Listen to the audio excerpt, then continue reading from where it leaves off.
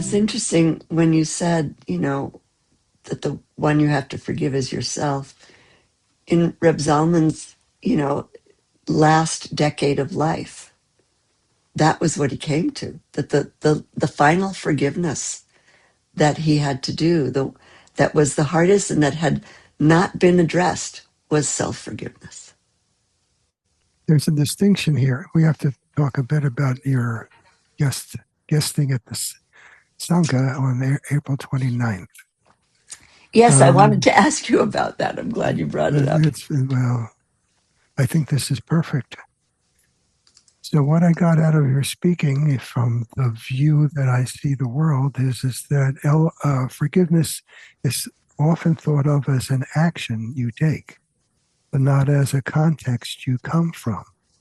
Right. And that would be a good conversation for you to have with me and with the Sangha about forgiveness, because I think you could expand it in a way because you live it. You are it. What I just noticed is what you look for is where I'm not forgiving. I don't look for where I have to forgive. It's not a have to for you. It is a way of being, not yet in me. And I go, wow, that is pretty interesting. So you see things that could be hurtful in the small speeches you might have had with people where I don't even notice them. So context is decisive. And so forgiveness is a context you're that for me now. It's like, wow, that is a hell of a way of being. I don't know if I can master that one. That is amazing. And I think Zalman was that way too. Yeah, that's the lineage, right? Yeah, I learned a lot from witnessing Reb Zalman. There were many things I learned from witnessing him. I got involved in the spiritual eldering work and the saging work before I was 50, because at the time, Reb Zalman was in his 80s and young man for me. or late 70s maybe. He was not yet 80 at that point. And he started doing this work. He was going to places where he had lived or been for extended periods of time, where he knew, the way he put it was, he'd left some mud puddles behind.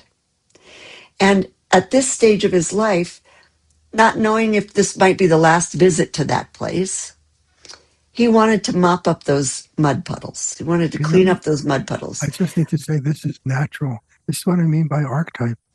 I'm going to go see relatives, which I haven't seen for 25 years, because I left, not puddles, I left piles of shit around. It was bigger than a puddle. Then it's like, okay, but I didn't. People might have said you should do this, but now it feels like, this feels right to do now. Yeah. Time's a wasting. Yes. And we don't have time to waste.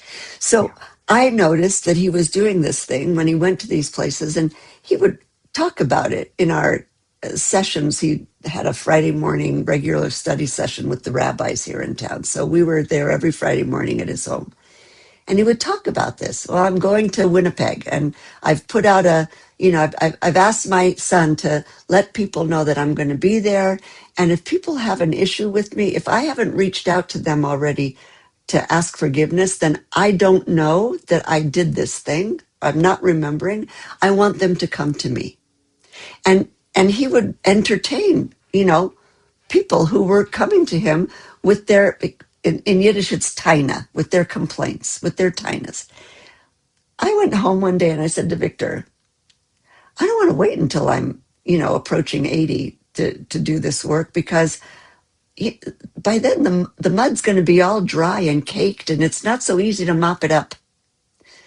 I need to start now. And that's what got me to start doing the saging work.